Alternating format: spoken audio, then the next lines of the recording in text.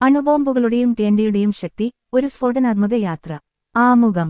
Hi സുഹൃത്തുക്കളെ, ഇന്ന് നമ്മൾ ഏറ്റവും ആകർഷകവും മനസ്സിനെ വിസ്മയിപ്പിക്കുന്നതുമായ ഒരു വിഷയം പര്യവേക്ഷണം ചെയ്യാൻ പോകുന്നു: അണുബോംബുകളുടെയും സാധാരണ ടിഎൻടി ട്രൈനിട്രോട്ടോലുയിൻ യുടെയും ശക്തി.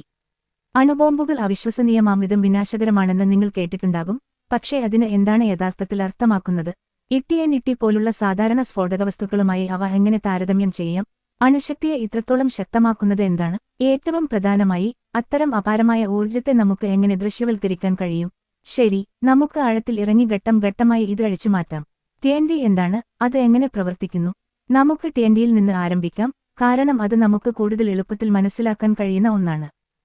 ടിഎൻടി അല്ലെങ്കിൽ ട്രൈനിട്രോട്ടോലുയിൻ ഖനനം, നിർമ്മാണം, സൈനിക ആപ്ലിക്കേഷനുകൾ എന്നിവയിൽ സാധാരണയായി ഉപയോഗിക്കുന്ന ഒരു ഉയർന്ന സ്ഫോടകവസ്തുവാണ്. ഇത് ശക്തമാണ്, പക്ഷേ താരതമ്യേന സ്ഥിരയുള്ളതാണ്. അത് വാൻ ചുയേങ് ചെയ്യുന്നതും സംഭരിക്കുന്നതും സുരക്ഷിതമാക്കുന്നു. ടിഎൻടി പൊട്ടിത്തെറിക്കുമ്പോൾ അത് ഒരു രാസപ്രവർത്തനത്തിന് വിധേയമാകുന്നു. അതിന്റെ തന്മാത്രാ ബോണ്ടുകൾ തകർക്കുകയും ചൂട്, മർദ്ദം, ഞെട്ടൽ തരംഗങ്ങൾ എന്നിവയുടെ രൂപത്തിൽ ഊർജ്ജം പുറത്തുവിടുകയും ചെയ്യുന്നു. 1 കിലോഗ്രാം ടിഎൻടി ഏകദേശം 4.18 ദശലക്ഷം ജൂൾ ഊർജ്ജം ഉൽപ്പാദിപ്പിക്കുന്നു. ഇത് വ്യക്തമാക്കാൻ, ഏകദേശം 3 ലിറ്റർ വെള്ളം തൽക്ഷണം തിളപ്പിക്കാൻ അല്ലെങ്കിൽ 100 വാട്ട് ലൈറ്റ് ബൾബ് ഏകദേശം 12 മണിക്കൂർ പ്രവർത്തിപ്പിക്കാൻ ഇത് മതിയാകും. അണുബോംബുകളുടെ അസാധാരണമായ ശക്തി. ഇപ്പോൾ അണുബോംബുകളെക്കുറിച്ച് സംസാരിക്കാം. രാസ ഊർജ്ജത്തെ ആശ്രയിക്കുന്ന ടിഎൻടിയുമായി വിപരീതമായി, അണുബോംബുകൾ അണുകേന്ദ്രത്തിൽ സംഭരിച്ചിരിക്കുന്ന ഊർജ്ജമായ അണുഊർജ്ജം പുറത്തുവിടുന്നു. ഈ ഊർജ്ജം രാസ ഊർജ്ജത്തേക്കാൾ ദശലക്ഷം മടങ്ങ് വലുതാണ്. ആയുധങ്ങളിൽ ഉപയോഗിക്കുന്ന 2 പ്രധാന തരം അണുപ്രവർത്തനങ്ങളുണ്ട്: ഫിഷൻ, യുറേനിയം 235 അല്ലെങ്കിൽ പ്ലൂട്ടോണിയം 239 പോലുള്ള ഭാരമേറിയ ആറ്റങ്ങളുടെ ന്യൂക്ലിയസ് വിഭജിക്കുന്നു. ഫ്യൂഷൻ, ഹൈഡ്രജൻ പോലുള്ള ഹ്രസ്വ ആറ്റങ്ങളുടെ ന്യൂക്ലിയസുകൾ ഹീലിയം രൂപപ്പെടുത്തുന്നതിന് സംയോജിപ്പിക്കുന്നു.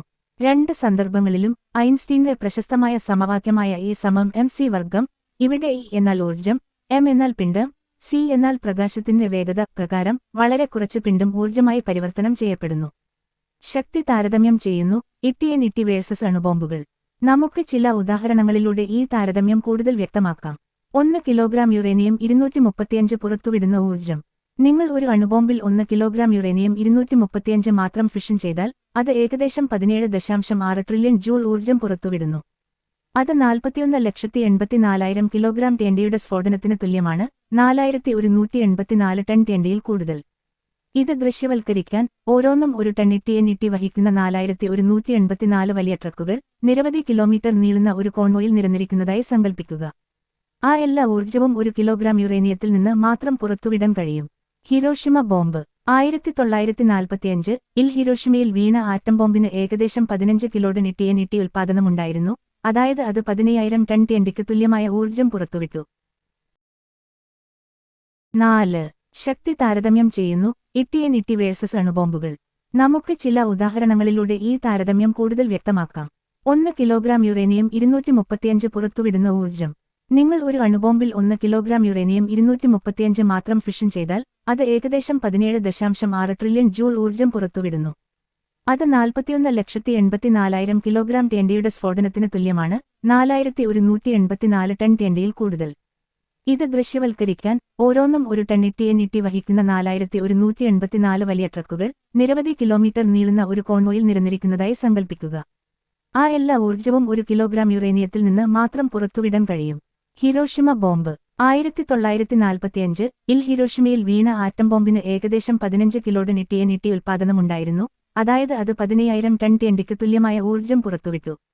താരതമ്യപ്പെടുത്തുമ്പോൾ, ഒരു സാധാരണ ഡൈനാമൈറ്റ് സ്റ്റിക്കിൽ ഏകദേശം 0.2 കിലോഗ്രാം ടിഎൻടി അടങ്ങിയിരിക്കുന്നു, അതിനാൽ ഹിരോഷിമ ബോംബ് 75 ദശലക്ഷം ഡൈനാമൈറ്റ് സ്റ്റിക്കുകൾക്ക് തുല്യമായിരുന്നു. ആധുനിക താപനാണവിക ബോംബുകൾ. ഇന്നത്തെ താപനാണവിക ബോംബുകൾക്ക്, ഹൈഡ്രജൻ ബോംബുകൾക്ക് 50 മെഗാടൺ ടിഎൻടി അല്ലെങ്കിൽ അതിലധികം ഉൽപ്പാദനമുണ്ടാകാം. അത് 50 ദശലക്ഷം ടൺ ടിഎൻടി, നിരവധി 1000 ഹിരോഷിമ ബോംബുകളുടെ സംയോജിത ഊർജ്ജത്തിന് തുല്യമാണ്. അവ എങ്ങനെ പ്രവർത്തിക്കുന്നു? ടിഎൻടി എങ്ങനെ പൊട്ടിത്തെറിക്കുന്നു? ടിഎൻടി പൊട്ടിത്തെറിക്കുമ്പോൾ, ഒരു രാസപ്രവർത്തനം അതിന്റെ തന്മാത്രകളെ നൈട്രജൻ, കാർബൺ ഡൈ ഓക്സൈഡ്, ജലബാഷ്പം തുടങ്ങിയ ചെറിയ വാതകങ്ങളായി തകർക്കുന്നു. ഈ വാതകങ്ങൾ വേഗത്തിൽ വികസിക്കുകയും ഞെട്ടൽ തരംഗം സൃഷ്ടിക്കുകയും ചെയ്യുന്നു. പ്രതികരണം വളരെ വേഗത്തിൽ, മൈക്രോസെക്കൻഡുകളിൽ സംഭവിക്കുന്നതിനാൽ ഊർജ്ജം പുറത്തുവിടൽ തൽക്ഷണമുണ്ടാകും. അണുബോംബുകൾ എങ്ങനെ പ്രവർത്തിക്കുന്നു? മറുവശത്ത്, അണുബോംബുകൾ ശൃംഖലാ പ്രതികരണങ്ങളെ ആശ്രയിച്ചിരിക്കുന്നു. ഒരു ഫിഷൻ ബോംബിൽ ഒരു ന്യൂട്രോൺ യുറേനിയം 235 അല്ലെങ്കിൽ പ്ലൂട്ടോണിയം 239 ന്യൂക്ലിയസിൽ ഇടിക്കുകയും അത് ചെറിയ ന്യൂക്ലിയസുകളായി വിഭജിക്കുകയും കൂടുതൽ ന്യൂട്രോണുകളും ഊർജ്ജവും പുറത്തുവിടുകയും ചെയ്യുന്നു. ഈ ന്യൂട്രോണുകൾ കൂടുതൽ ന്യൂക്ലിയസുകളെ വിഭജിക്കുകയും വേഗത്തിലുള്ള, സ്വയം നിലനിർത്തുന്ന ശൃംഖലാ പ്രതികരണം സൃഷ്ടിക്കുകയും ചെയ്യുന്നു. ഒരു ഫ്യൂഷൻ ബോംബിൽ ഒരു ഫിഷൻ പ്രതികരണത്തിൽ നിന്നുള്ള തീവ്രമായ ചൂടും മർദ്ദവും ഹൈഡ്രജൻ ന്യൂക്ലിയസുകൾ ഹീലിയമായി സംയോജിപ്പിക്കാൻ നിർബന്ധിക്കുന്നു, കൂടുതൽ ഊർജ്ജം പുറത്തുവിടുന്നു. ഫ്യൂഷൻ ബോംബുകൾ ശുദ്ധമായ ഫിഷൻ ബോംബുകളേക്കാൾ വളരെ ശക്തമാണ്. യഥാർത്ഥ ജീവിത താരതമ്യങ്ങളും ദൃശ്യവൽക്കരണങ്ങളും. നമുക്ക് ഈ നമ്പറുകൾ കൂടുതൽ ബന്ധപ്പെട്ടതാക്കാം. 1 കിലോഗ്രാം ഇട്ടിയനിട്ടി. ഒരു ഡൈനാമൈറ്റ് സ്റ്റിക്ക് പൊട്ടിത്തെറിക്കുന്നതായി സങ്കൽപ്പിക്കുക. അത് ഉച്ചത്തിലുള്ളതാണ്, വിനാശകരമാണ്, അടുത്തുള്ള ഘടനകൾക്ക് ഗുരുതരമായ നാശം വരുത്തും. 1 കിലോഗ്രാം യുറേനിയം 235. ഇപ്പോൾ ആ ഊർജ്ജത്തെ പൊരുത്തപ്പെടുത്താൻ നിങ്ങൾക്ക് ആവശ്യമായ എല്ലാ ടേണ്ടിയും സങ്കൽപ്പിക്കുക. നിങ്ങൾ 4000-ലധികം ഡംപ് ട്രക്കുകൾ ടേണ്ടിയാൽ നിറയ്ക്കും. അത് 40 കിലോമീറ്ററിലധികം നീളുന്ന ഒരു കോൺവോയിയാണ്. അതിന്റെയെല്ലാം ഊർജ്ജം 1 കിലോഗ്രാം യുറേനിയത്തിൽ നിന്ന് മാത്രം ലഭിക്കും. വിനാശകരമായ സാധ്യത, സംഭവവികാസങ്ങൾ. ഒരു നഗരത്തിലെ അണുബോംബ് സ്ഫോടനം. 1 മെഗാടൺ അണുബോംബ് 1 ദശലക്ഷം ടൺ ടേണ്ടിക്ക് തുല്യമാണ്. ഒരു നഗരത്തിന് മുകളിൽ പൊട്ടിത്തെറിച്ചാൽ അത് നിരവധി കിലോമീറ്റർ ദൂരപരിധിയിൽ ദുരന്തകരമായ നാശം വരുത്തും. കെട്ടിടങ്ങൾ തകർന്നു വീഴും, തീ പടർന്നു പന്തലിക്കും, ഞെട്ടൽ തരംഗം നിരവധി കിലോമീറ്റർ സഞ്ചരിക്കുകയും ജനാലകൾ തകർക്കുകയും സ്ഫോടനത്തിൽ നിന്ന് വളരെ അകലെയുള്ള ആളുകൾക്ക് പരിക്കേൽക്കുകയും ചെയ്യും. ഒരു നഗരത്തിലെ ഇട്ടിയനിട്ടി സ്ഫോടനം. നിരവധി ടൺ ഇട്ടിയനിട്ടി വഹിക്കുന്ന ഒരു ട്രക്ക് വലിയ തോതിലുള്ള നാശം വരുത്തും, പക്ഷേ അത് വളരെ ചെറിയ ഒരു പ്രദേശത്തേക്ക് പരിമിതപ്പെടുത്തും. ഉദാഹരണത്തിന് 2020 ബെയ്റൂത്ത് സ്ഫോടനം ഏകദേശം 2750 ടൺ അമോണിയം നൈട്രേറ്റ് ടേണ്ടിയുമായി സമാനമാണ്. കാരണം നഗരത്തിന്റെ ഭാഗങ്ങൾ തകർന്നു, പക്ഷേ ഒരു ചെറിയ അണുബോംബിന്റെ വിനാശകരമായ തോതിലേക്ക് അടുത്തില്ല. എന്താണ് വ്യത്യാസം? പ്രധാന വ്യത്യാസം അണുപ്രവർത്തനങ്ങളുടെയും രാസപ്രവർത്തനങ്ങളുടെയും ഊർജ്ജ സാന്ദ്രതയിലാണ്.